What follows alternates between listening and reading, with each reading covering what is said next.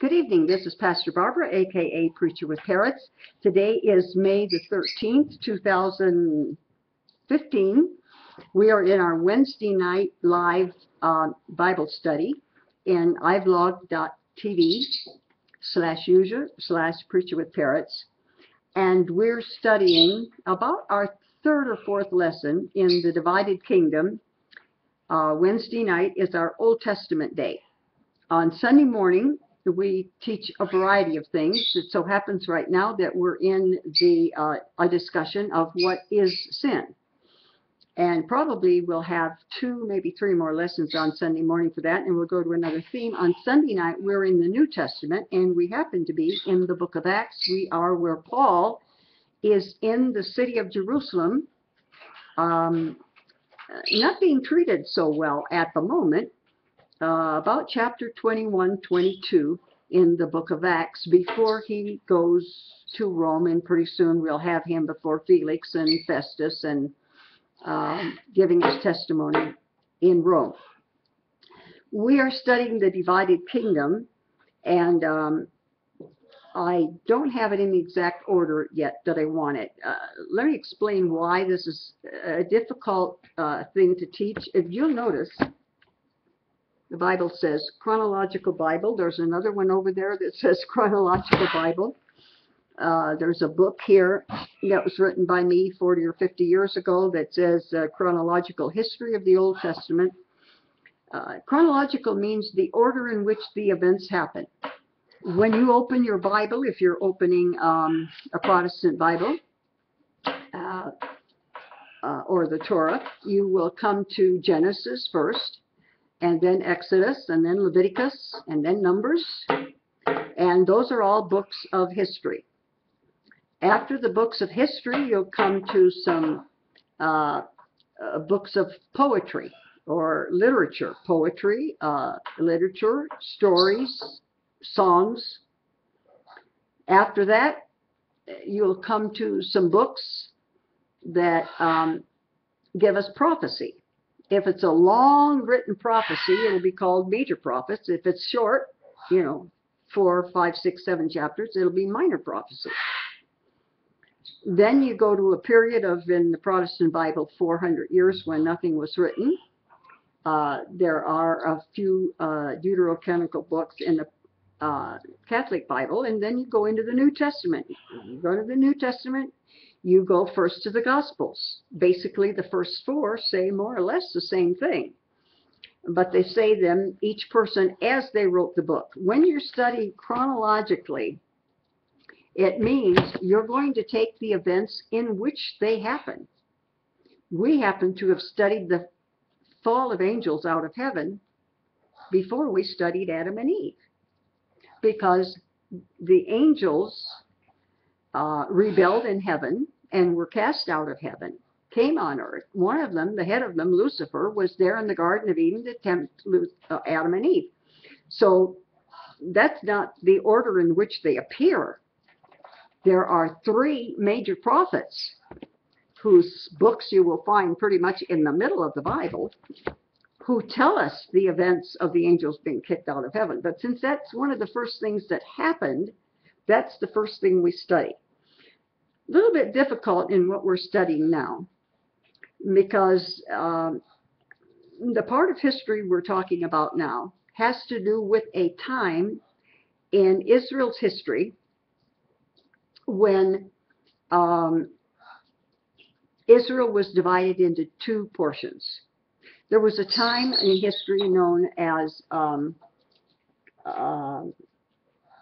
general history, and it was, there were 3 kings that each ruled for 40 years. Saul ruled for 40 years. David ruled for 40 years. Solomon ruled for 40 years. Solomon went from being the smartest guy alive to being the absolute dumbest guy alive, because he had many wives and concubines. Most of them were from other countries. They were accustomed to serving other gods. So being a nice guy, he let them serve the God they wanted to serve, right? I mean, isn't that what nice guys do? And then eventually he started going off to worship with them. And finally, he was worshiping false gods with them. Because of that, God took that kingdom of what had been a united kingdom, and it became a divided kingdom. And a prophet came up to them. He had a cloak, and he ripped it up into 12 pieces. And he said, not to the king, Solomon, not to the king's son, Rehoboam, but to the king's servant. He said, I'm going to take this cloak, and I'm going to rip it up into 12 pieces. And I'm going to give you 10. Prophet of God talking to king's servant, because king is going to be punished by not having much of a kingdom, much of a name, following the great kingdom of his grandfather David and his father Solomon. His wasn't going to be much. And the prophet said, I'm giving you 10 pieces of a garment. It's going to represent 10 tribes. And they're going to live in the northern part of the country. And then there's 2 left. They're going to represent the tribe of Judah and the tribe of Benjamin in the south. The temple was in the south. Of course, the Levites who served in the temple as priests, as singers, as musicians, those who did whatever had to be done in the temple, they lived in that part. They had no property, but they lived there because they were Levites. And then, of course, the tribe of Benjamin and Judah. So right now, we're in the part of history where Israel is divided. We got 10 tribes up here. We got 2 tribes down here. What happens is, these 10 guys, 10 tribes up here, they never serve the Lord. Never, never, never.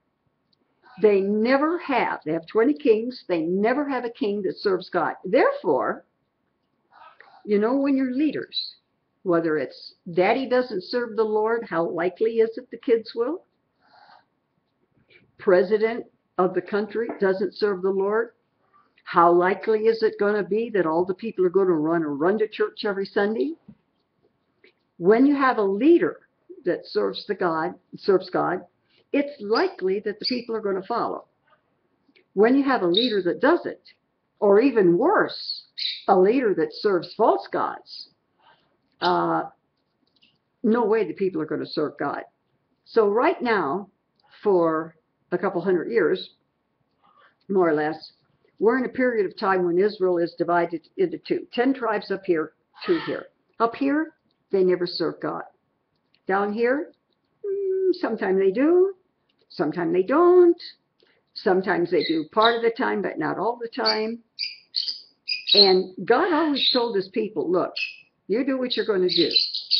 I'm not going to come up and beat you up. But if you don't obey me, I'm going to let your enemies take care of you.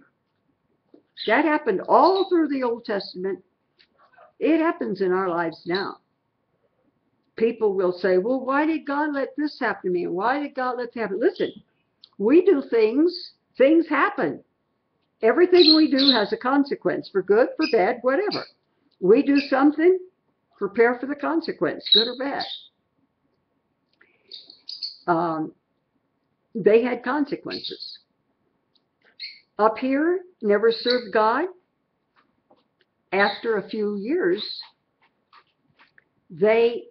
I sometimes say, ceased to exist as a nation. Actually, they were captured or conquered by Assyria. So then we're back to only Judah and Benjamin, the little tribe in the south. And when we get to one tribe only, it's going to be a little easier to teach. But right now I'm trying to teach tribe of the north never serves God.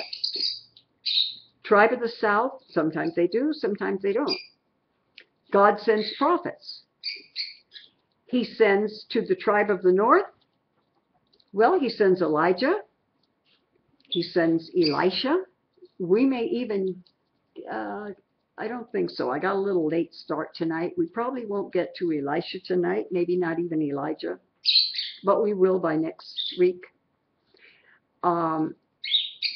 Those are really great prophets that God was kind enough to send to a part of the country who had lousy kings who never served them, and the people didn't serve them either, but God sent them good prophets. There'll always be somebody that God will anoint and send and try to get us going on the straight and narrow. Whether we do that or not is another matter. So we're in this part right now that we're talking northern tribes of 10, southern tribes of 2, and then we've got stories about prophets up here, prophets down here. Once in a while, this king will visit that king, and so we're dealing with that. And once in a while, something will happen somewhere else in the world that's interesting, like in Egypt or Assyria, or somewhere else in the world that has nothing to do with Israel, but it's in the Bible, and it happens at this time. So we'll study that too. We were talking about a king. I'm in 2 Chronicles chapter 15, and I'm talking about a king by the name of Asa. This is Judah, southern tribe. Some of the kings were good, some of the kings were bad, some of the kings were so-so. Asa was basically a good king. He was such a good king that he decided his mom was not serving God, said, "You're no longer queen," and he also took grandma from being queen mom. I had mentioned this before, and that's in 1 Kings 15. We get some things in the Bible that are historical, and they're written by whoever happens to be king at the time, whoever happens to be high priest at the time. Everybody kept their journals. And then we get a synopsis, like we get Genesis, Exodus, Leviticus, and Numbers. And then Deuteronomy is a book that gives us a lot of Genesis, Exodus, Leviticus, and Numbers. So a lot of things that I teach from the Torah, which is the first 5 books, I'll be going from 2 places, either Genesis and Deuteronomy, or Exodus and Deuteronomy, or Numbers and Deuteronomy. So right now we're in the book of Kings, which discusses some of the kings, and in 2 Chronicles, which is the chronicle or the writings of that particular king, and it's sort of like a synopsis. So because we're studying the events in the order in which they happen, we kind of get them together. In the king's portion is where we find that he removed his mother from being queen because she made an idol in a grove. She went to a place where there were a bunch of trees, and she made an idol, and one of the places tells us the idol was making a gesture which was not appreciated. Kings says he removed her from being queen because she made an idol in a grove. And Asa, king, destroyed her idol and burned it in a brook of Kidron. The brook of Kidron is someplace where later we're going to read that one of God's prophets was there. Chronicles says this, concerning the mother of Asa the king, he removed her from being queen because she had made an idol in a grove, and Asa cut down her idol and stamped it and burned it in the king of Kidron. Now this is Judah, the southern portion. There was a war between Asa and Baasha. Asa, king of the south, and the other one, king of the north. That lasted for a while. Then we had a war between Asa, and Asa gets outside help. From whom? From Syria. Look, if these people that were once part of the 12 tribes of Israel are not serving God, and you're down here and you're trying to serve God, you certainly don't go up here to Syria to say, come and help us fight our own brothers. And this wasn't something that pleased God. And so in the 6th and 30th year, 36 years after Asa began to rule, Baasha, king of Israel up in the north, comes to Judah in the south and builds Ramah with the intent that he might let nobody come in or out of Asa. He says, I'm not going to let anybody from the north come down to the south. The temple's in the south. 2 of their brother tribes are in the south. No, we're not going to let them do it. And they get Syria to help them. Let me go down to the comment. There was war between Asa and Baasha, king of Israel, all their days. All the time that this one was king up here and this one was king down there, they never got along.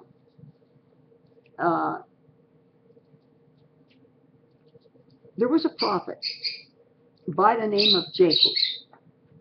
Right now we're in the year 901 years before Christ. I was a little displeased, when I went to see the exhibit of the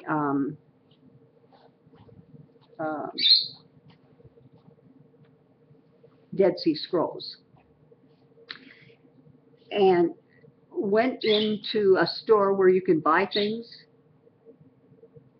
and information that they gave and things that they sold in their store was not correct, according to me. In their store, they sold things. I don't know whether I had my candlestick around here someplace. It's not anywhere where I can reach it. I have candlesticks that came from Bethlehem. I was there in '67, and they're made out of olive wood. I think they're unique because most of us women, when we clean things at home, we use lemon oil or orange oil to clean our wooden things, to give new life to wood. And I think it's strange because I prefer lemon oil. And when I would clean my olive wood candlesticks made at a time when Jerusalem, this was 1967, was only 3 blocks long, same as Salem, Missouri, where my dad's family is from. When I was 10 years old, you could go through Salem in 3 blocks. People that had cars would park their cars on Saturday night and sit in them, and people that didn't have cars would walk 3 blocks up and 3 blocks back and visit with the people that were in the cars. Well, Bethlehem was about the same. But you can't do it now. You get a passport to go to Israel, doesn't mean you can go to Bethlehem, because Bethlehem's in Palestine.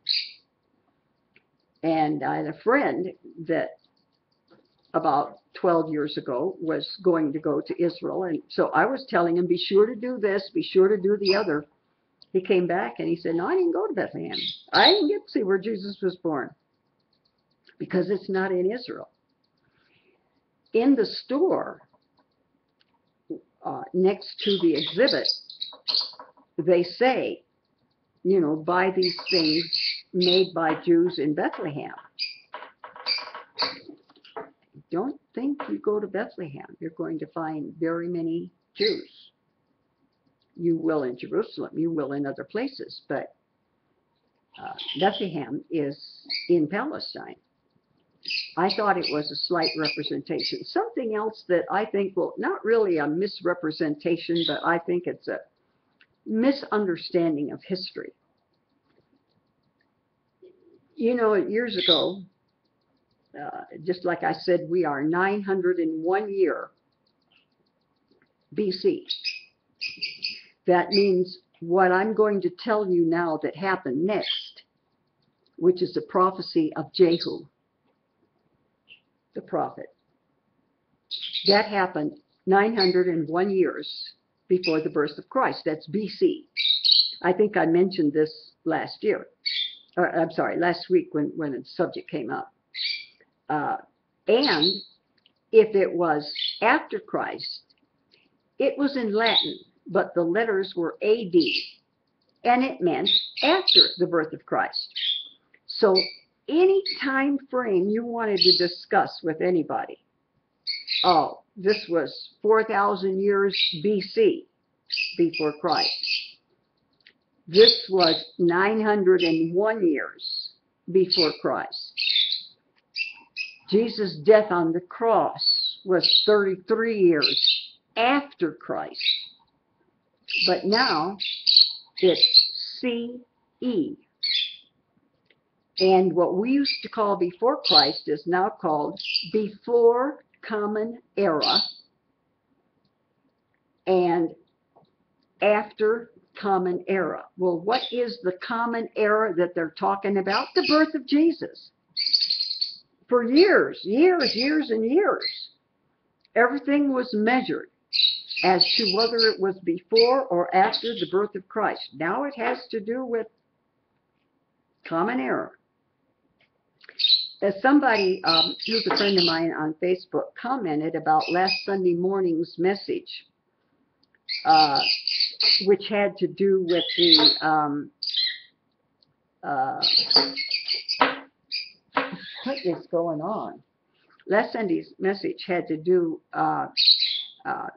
with the sin in the world just before Noah's time and the Nephilim.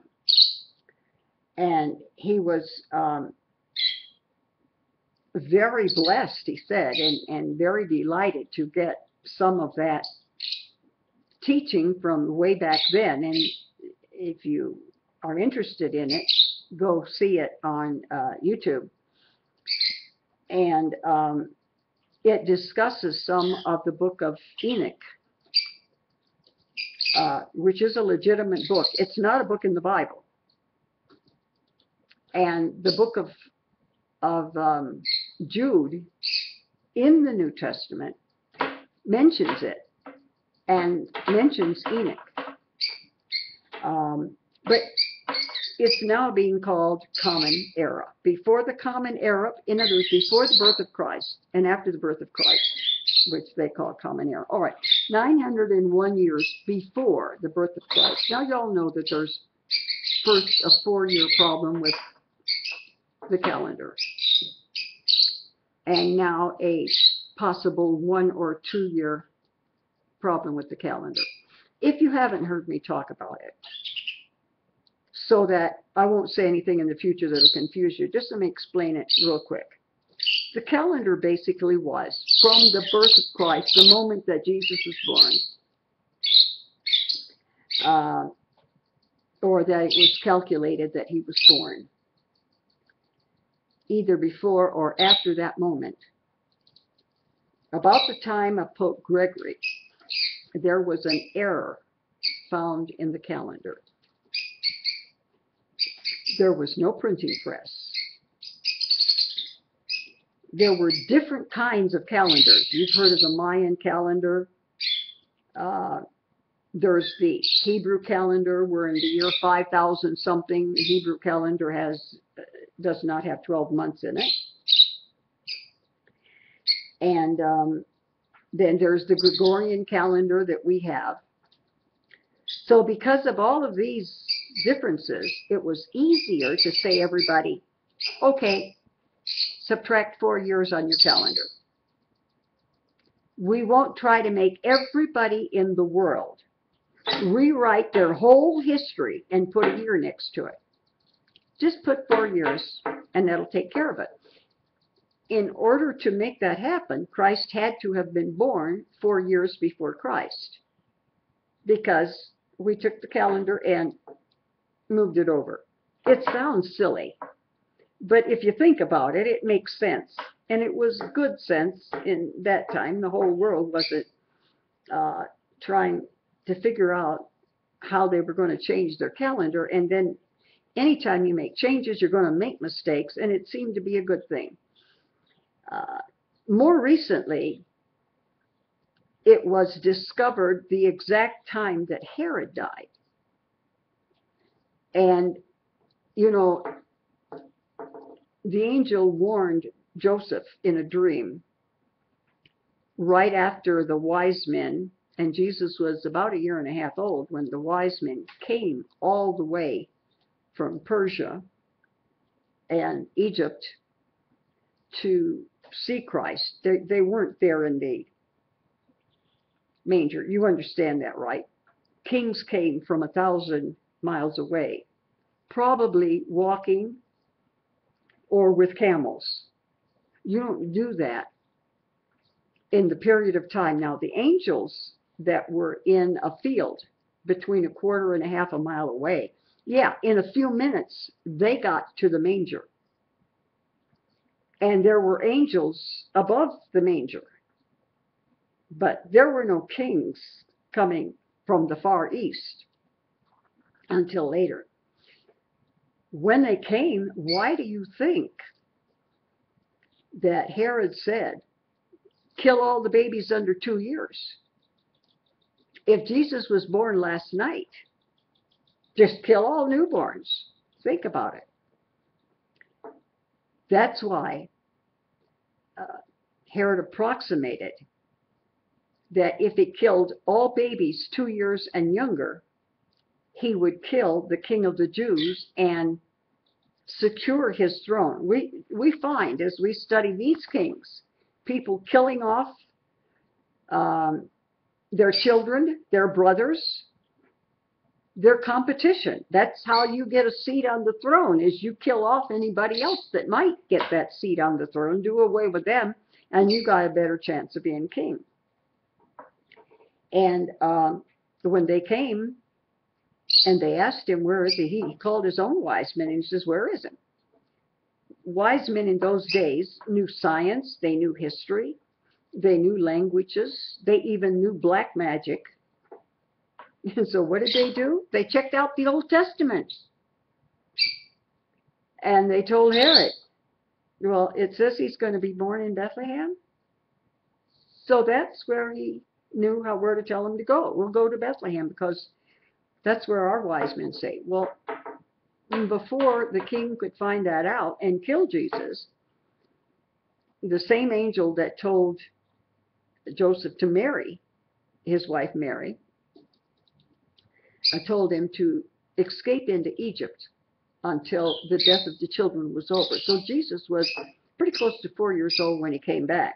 But we didn't know the exact year that Herod died. And when we found that out, not me, not us, but the big wigs that do things like this, added another 1 or 2 years. So we have a 4, 5, or 6 year calendar.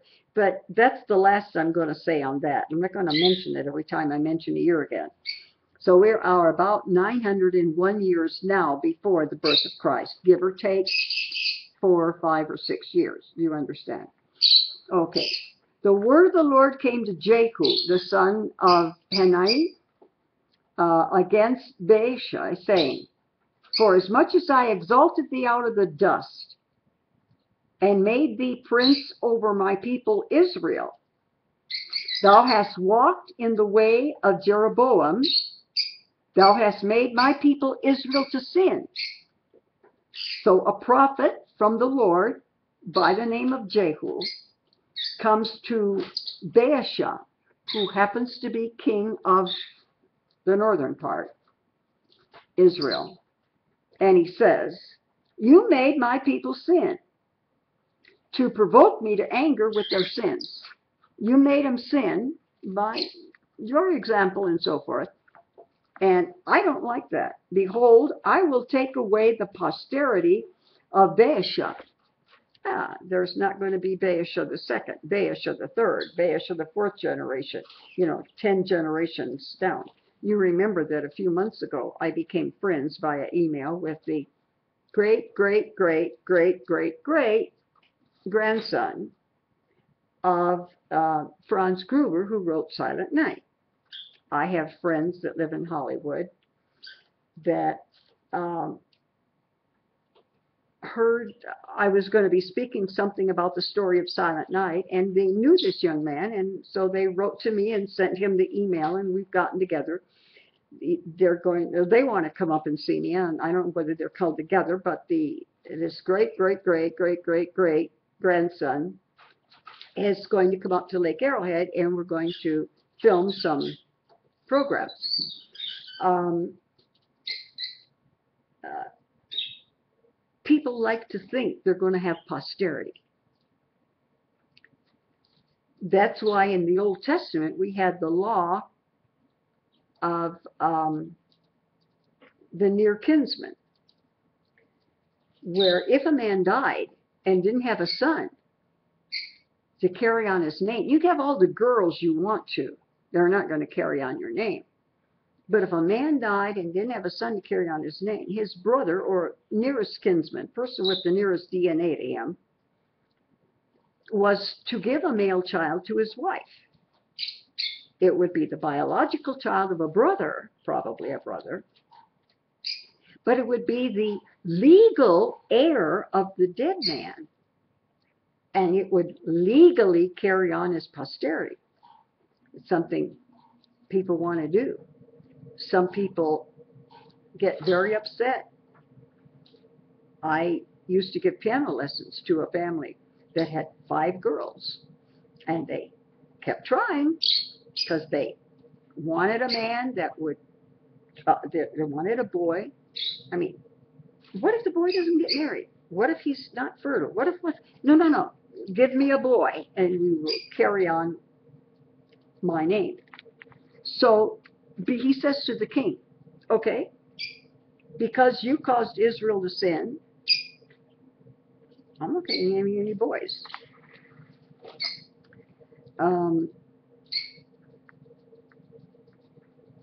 I will make thy house like the house of Jeroboam, the son of Nebat. Him that dieth of Baasha in the city, we did this before. He said, if you have male children that die and they die in the city, dogs are going to eat them. And if you have male children and they die in the country, birds are going to come and eat them. That's how we're going to deal with that generation. Well, Baasha is succeeded by Elah. Now, the rest of the acts of Baasha, what he did, and his might, aren't they written in the chronicles of the books of the kings of Israel? See, every king wrote his journal, kept his diary, every priest did, every judge did, every person of importance. So some of these we call First Kings, some we call Second Chronicles, some are written, were copied by the Essenes and found in the Dead Sea Scrolls, as well as the book of Enoch is in the Dead Sea Scrolls. Didn't make it to the Bible, but it made it to the Dead Sea Scrolls. Jude didn't think much of it, but it made it to the Dead Sea Scrolls. He said, for the evil that he did in the sight of the Lord, in provoking him to anger with the work of his hands, and being like the house of Jeroboam. You guys down here in the south, you behave like those up there. So this is what's going to happen to you. Now the rest of the acts that he did, aren't they written in the Chronicles? And he slept with his fathers, meaning he died and they buried him.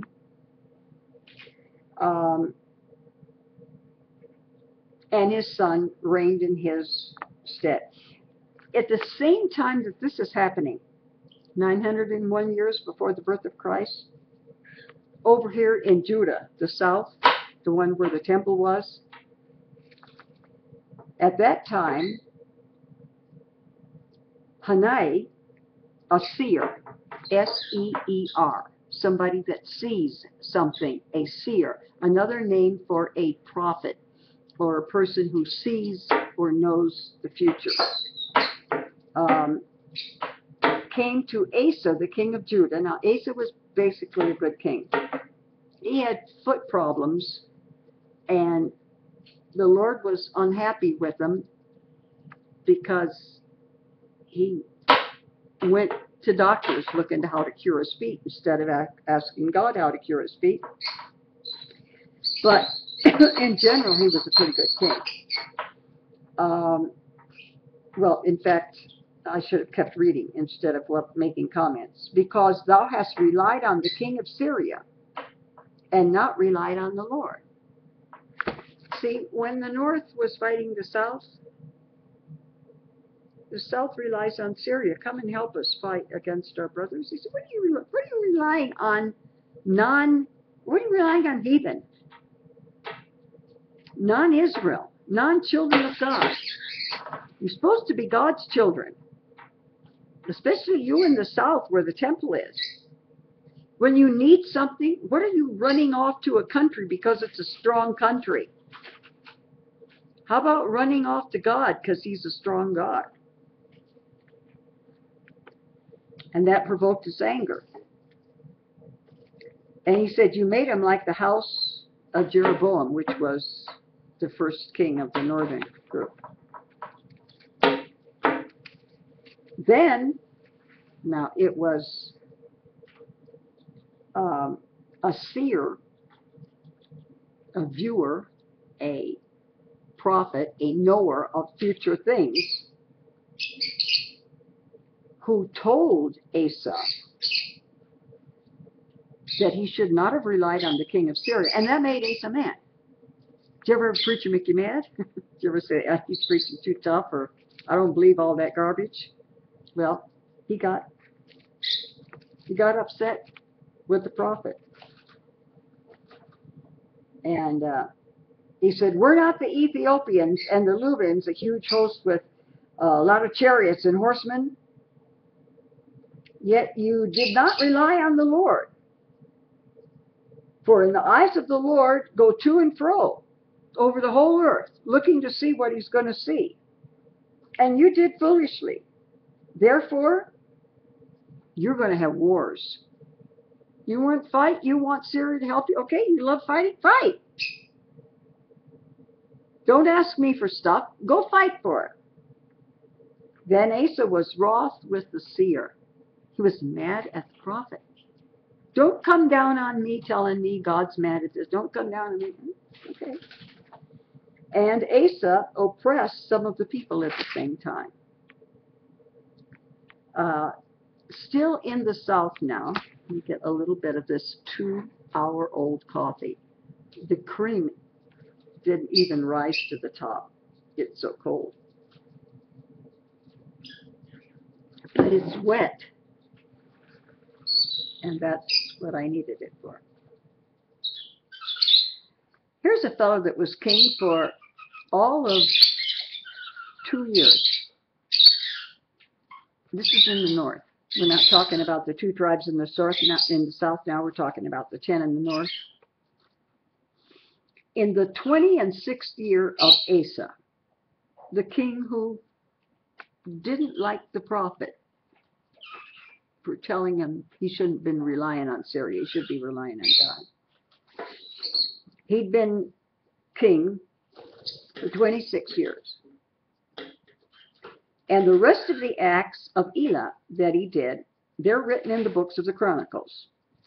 Now his servant Zimri, captain of half his chariots, conspired against him. As he was in Tirzah drinking himself drunk in the house of Arsa, steward of the house of Tirzah, Zimri goes in and smites him and kills him. And Asa became king of Judah instead of Zimri. Now, Zimri, remember I told you some of these kings were good and some were bad? This one was bad. He kills everybody in the household of Elah. It came to pass, when he began to reign, as soon as he sat on the throne, he slew all the house of Baasha and left not one. He uses, if you happen to be using a King James Bible, there's some language that is probably upsetting. So I'll just tell you this. He uses language which refers to men. So he says, of all of the people in your household, not one man, none of your kinsfolk, not even any of your friends are going to be left. Thus did Zimri destroy the house of Baasha, according to the word of the Lord. But he spoke against Baasha by Jehu the prophet. For all the sins of Baasha and the sins of Elah, his son, by which they sinned and by which they made Israel sin. In other words, bad king, bad people. In provoking the Lord of Israel to anger with their vanities. Now, he dies in a fire, and I think I can, well, let me finish with that king, and then I'm going to stop, which might be a little early for us. I'm looking for, did I not bring a pen or pencil up here? That's possible. I was late getting home today, and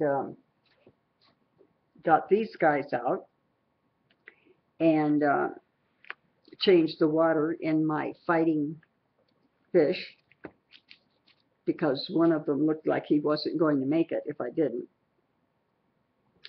And so I got to my desk a little bit late. Talking now about Israel, the 10 tribes in the north. The rest of the acts of Zimri and his treason that he did, isn't that written in the book of the Chronicles of the Kings of Israel? That's the one in the north. Now we're down to the south. This is in the history of the north, but it's talking about the south. In the 27th year of Asa, king of Judah, did Zimri reign 7 days?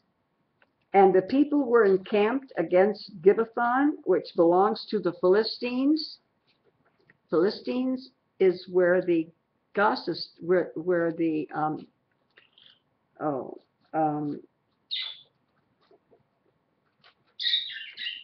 it's not Gaza Strip. That's what I was going to say, but that's not where it is.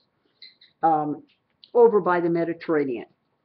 It's on the eastern side of Israel right now. That's where the Philistines used to go. If you had gone from Egypt to Israel by water, you would have gone that way. They didn't. When Moses took the Jews out of Egypt, they went by land, so they were a little bit more east. But he said, it came to pass, when Zimri saw the city was taken,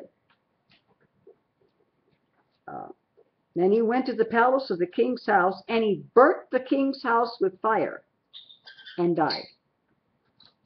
For his sins which he sinned in doing evil in the sight of the Lord, in walking the way of Jeroboam, and in his sin which he did to make Israel sin.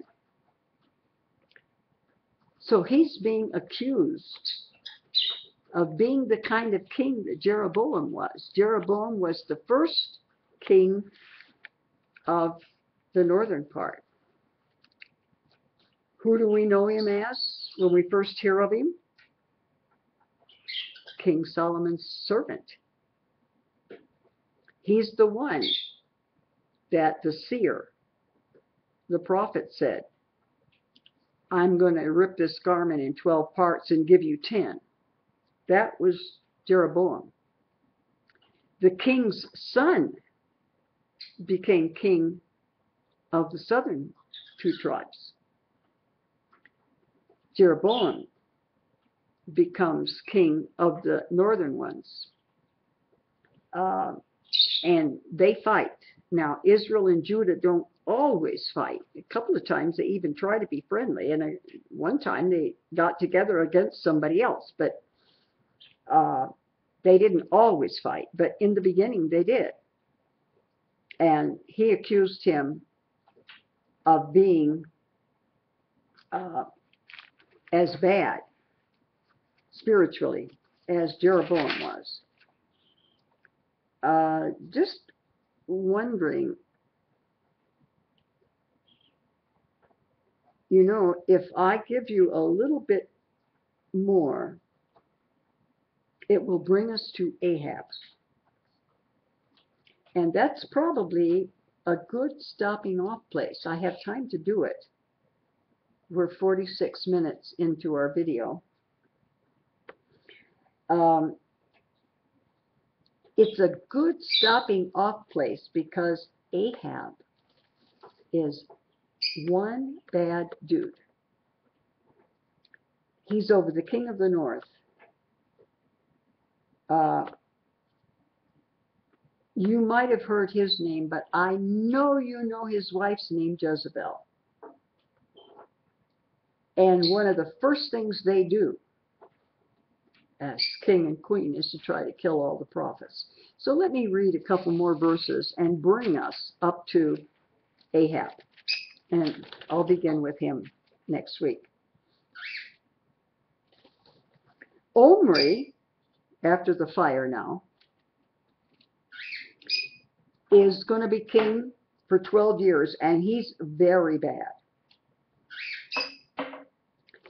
Asa down here has been king for 27 years.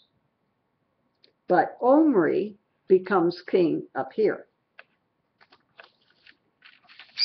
Then the people of Israel up there were the people of Israel divided in two parts.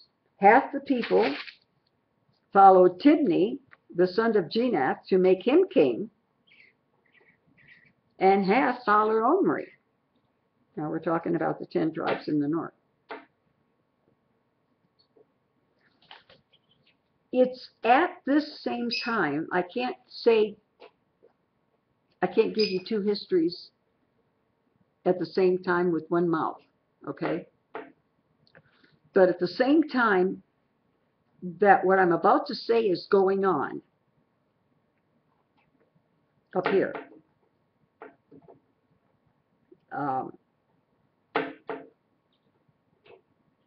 we have, or down here, we have wonderful prophets, Elijah and Elisha. They're prophesying to the people in the north who really don't deserve prophets. But I'm going to be talking about Asa down here. But when I get through talking about Asa, I will talk about Ahab. And Ahab doesn't deserve it, but he's going to be blessed by having Elijah and Elisha, those prophets. So we get a really bad king doing some really terrible things. But God is sending two of the greatest prophets that we have their stories in the Bible. So here we are. Tibni dies. When Tibni dies, Asa's been king now for 31 years. The people that followed Omri prevailed against the people that followed Tibni. So we had, for a little bit, we had two guys up here trying to be king. The ones that followed Omri, they were a little stronger. In the 31st year of Asa, king of Judah, down here, Omri, up here, begins to reign over Israel up there. And when he did, he reigned for 12 years, and 12 years and 6 years he reigned in Tirzah. So rained for a while in one place and then moved and rained someplace else. Right in this point of history, which is 895. Remember a little bit ago I told you something was 901 years before Christ? Well, we're getting closer, so the numbers are going to get smaller. When we're back here in the Old Testament and we're going toward Jesus, the numbers are getting smaller. We get to the birth of Jesus, the numbers will get bigger. 5 years after Christ, we have 5. 10 years after Christ, we have 10 after Christ. The numbers get bigger. But when we're going toward Christ, now they're getting smaller. Samaria is made the capital. We've been calling it the 10 tribes of the north, or Israel. Well, now they got a capital, and it's called Samaria. And he brought the hill of Samaria, of Shamir, for 2 talents of silver. They actually bought the land. That's what they paid for it. And they built the hill. And the name of the city was Shemer. That's the name of the fellow who owned the city, and they named the city Samaria. Sometimes they refer to it as Israel. Sometimes they refer to it as the north. Sometimes they refer to it as Samaria. Sometimes they refer to this as the south.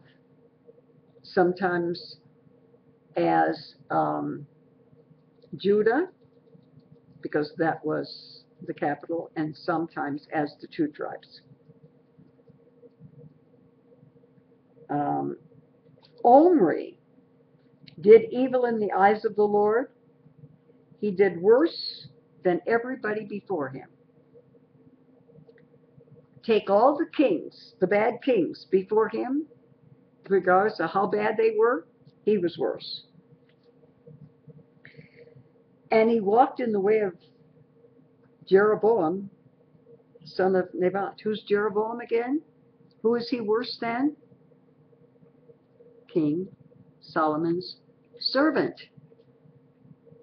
Because the first 2 kings were King Solomon's son, King Solomon's servant. Omri wrought evil in the eyes of the Lord, and he was worse than everybody before him. For he walked in all the way of Jeroboam, the son of Nebat, and in his sin, wherewith he made Israel sin. Because when you sin, and you're king, you lead other people into sin. If you're a man, and you have certain vices, you're teaching your kids those vices are okay by doing them. Same way with the king. You're saying, well, the king does it. So it's written, he made Israel to sin. And he provoked God to anger with all of their vanities.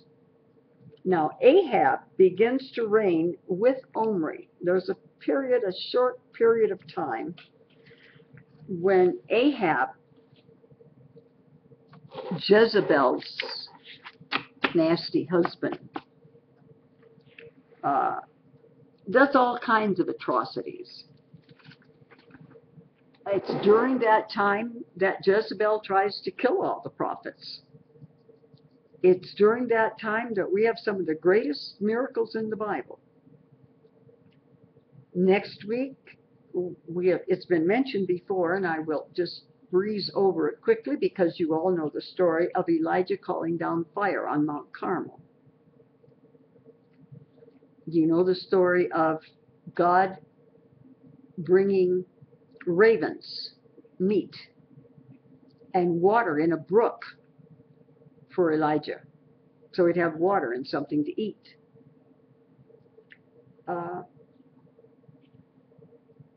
You know the story of the widow, and Elijah says, can you make me something to eat? And she says, well, I have just enough oil and just enough flour.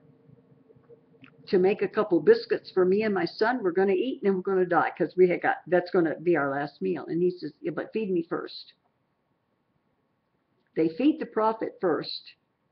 And the next time they check, hey, there's oil in the pot. Next time they check, there's flour in the pot. Not full, but enough to make a couple more biscuits. Next time they check, enough to make a couple more biscuits. But first they had to feed the prophet. And then they took the last that there was. If you follow the right recipe, God will take care of you. And then we'll have Elisha saying, hey, Elijah, I'd like to be a prophet like you. Maybe even better. And Elijah says, okay, you better stick close. If you happen to be eyeballing me at the moment I go with God, at that moment, you get a double portion of my spirit. All those things are what's coming up. They're coming up in the land of the north where Ahab and Jezebel are terrible. And the prophets are great. And that's what's coming up next. Let me close our video. We're at 56 minutes and 39 seconds. And until the next video, blessings on you.